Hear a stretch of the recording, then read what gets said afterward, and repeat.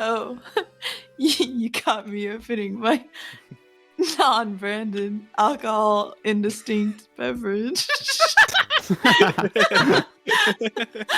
I guess that must mean we're recording a recap episode. Oh.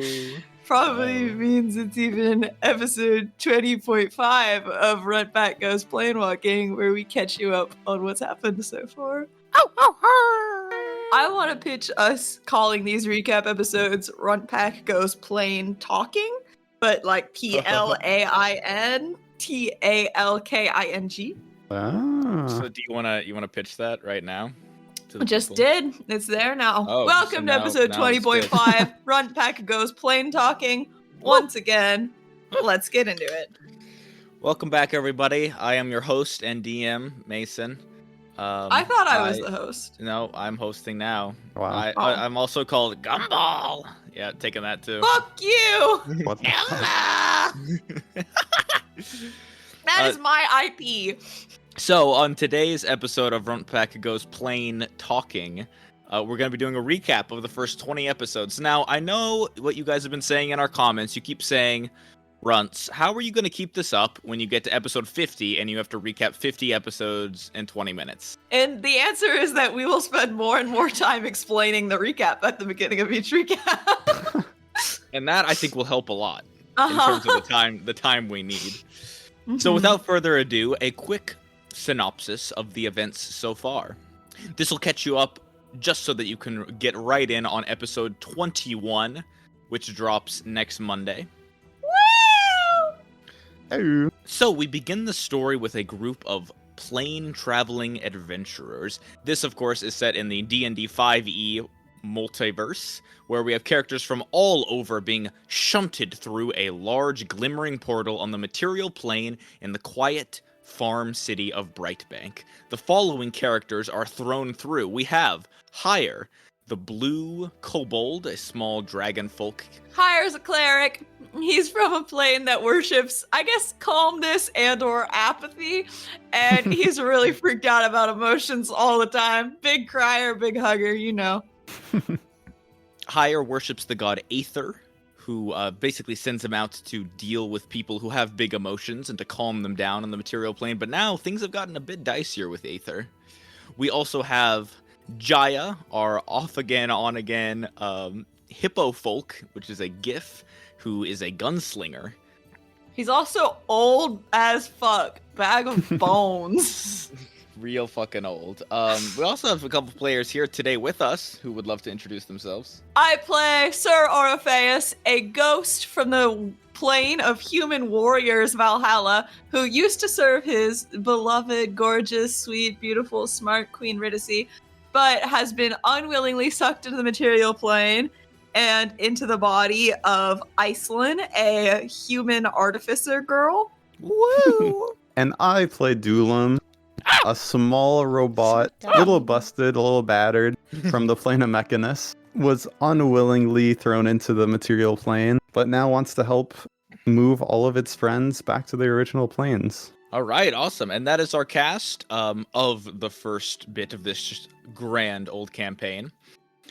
The players are all thrown out and immediately think, nope, we're not having this. It's time to go home. And with, of course, the help of Dulam as a guide to get people back to their planes, the group quickly formulated a plan on the outskirts of the town to collect themselves, along with a couple of our members of their group, including a human man with an incredible greasiness about him and a sort of feline-like attitude, Malagus.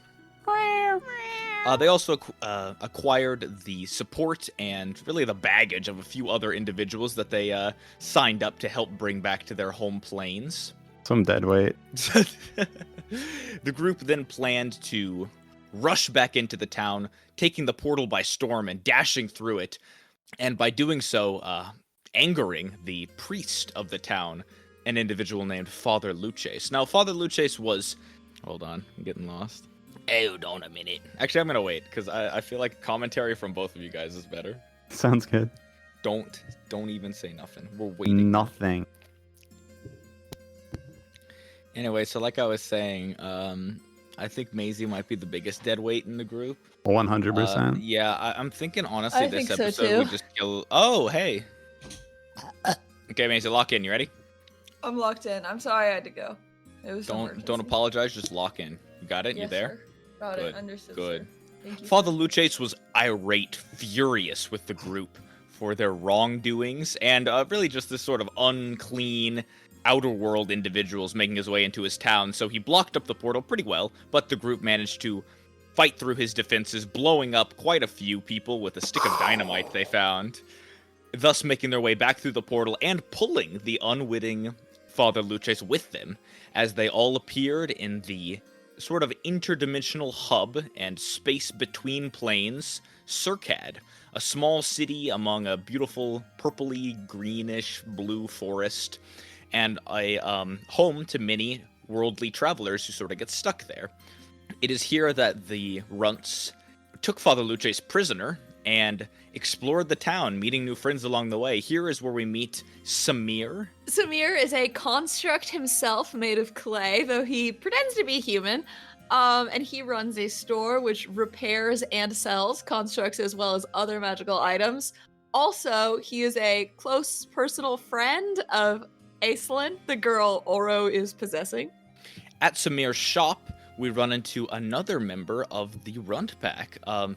It is at the shop that they find Demos, a hybrid chimera-like creature with the head of a dragon, body of a lion, and legs of a goat that works with Samir as sort of an assistant and personal friend. The two had known each other for quite some time, and Demos was wanting to explore the world and had found the perfect group to do so with the Runts. The group musses around in Circad some, running into a whole host of fun characters along the way, doing some small quests, learning the value of gold and acquiring it. And during all this time, Father Luchase is kept prisoner for many, many nights until he can take no more, and through the power of his villainous goddess, summons a great army from Brightbank through the very portal that the Runts used. A great battle ensues in Circad, where mercenaries from the material plane fight against the unwitting Runts on the plane of Circad. The Runts are caught during the middle of a drinking competition, held to raise some more money, and so drunkenly and stupidly the Runts fight off these mercenaries until, of course, I was effective as fuck. Sorry. I think we not were stupid. smart. I was playing it fucking amazing. Oh, you played it great. The Runts, though, fight off these mercenaries and brutes until all that is left is Father Luchase, and then descends the leader of Circad, a masked individual named the Lady of Pain, who punishes him by taking away his sight and sort of lobotomizes him. He loses a lot of his mind, and becomes very docile. Dulam's little pet. Listen, the word prisoner has been thrown around a lot. I think it's too strong of a term. So, do you prefer pet? Does pet feel like more apt to your He's like a party relationship? member. Not to me. It's messed up, man. It's around this time that the party decides that it's time to get the fuck out of Circad. So they gather their things and some close friends, now ensuring the help of both Malagus and Samir as close members of the group to send more individuals back to their homes. The group does a few more favors for the Lady of Pain, the ruler of Circad, and in return, after a great many trials, receive a magical item that allows them to travel to and from other planes. This small box allows them to choose one destination of their choice, and the group chooses Waterdeep, the large port town on the material plane, doing so to drop off Father Luchase, hopefully the lobotomized man, as well as a few other members of their group to drop off. More dead weight. I'm glad they're gone. The group travels to Waterdeep, Where we finally fucking got rid of Vinny and Father Luchase, got Vinny to go home, talk to his parents about his addiction, and we just left Father Luchase, I hope, in the fucking streets. So, he's blind. We left him at a church with some very nice people. Oh yeah, he's coming back. fuck that. It is in this beautiful city of Waterdeep that the Runts catch a few hints of things happening nearby. For one, Orpheus hears of a friend from the afterlife plane of Valhalla, a ghost who has seemingly also made it into the Hey, material Bo! plane, Oh. who has seemingly inhabited the body of a prisoner. This individual has escaped from prison and is at large now in the city of Waterdeep. Further, you've also heard word of an individual, an autonome scientist / professor, who can help Dulam with some personal problems as well. The doctor. The good What, Dr. Him? Dr. Him. He's him. This is to help Dulam with some personal stuff. And finally, and what the Runts are currently engaged with, is a word from Hire's brother, a fellow kobold who also appeared in the material plane from his home plane, another worshipper of Ether, who had found himself pushed onto the material plane as Ether claimed that there was some sort of holy war being waged in their home plane, and thus they all needed to seek refuge in the material plane. The Runts, all hearing of Hire's brother here, have now ventured into a dungeon nearby Waterdeep, where supposedly Hire's brother Monty is delving down into the dungeon, delving to gain supplies and money to feed and shelter many of the other refugees from the mundane plane, other worshippers of Ether. The Runts now find themselves deep, deep in the mountain, the Undermountain dungeon, outside of Waterdeep. They've traversed many floors now and are doing some proper dungeon crawl and shit. There's like giants and dead cat puzzles and all sorts of stuff.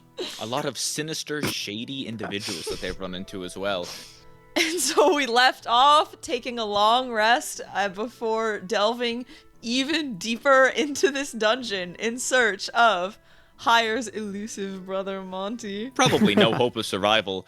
And that is where we leave off, leading up into episode 21. Woo!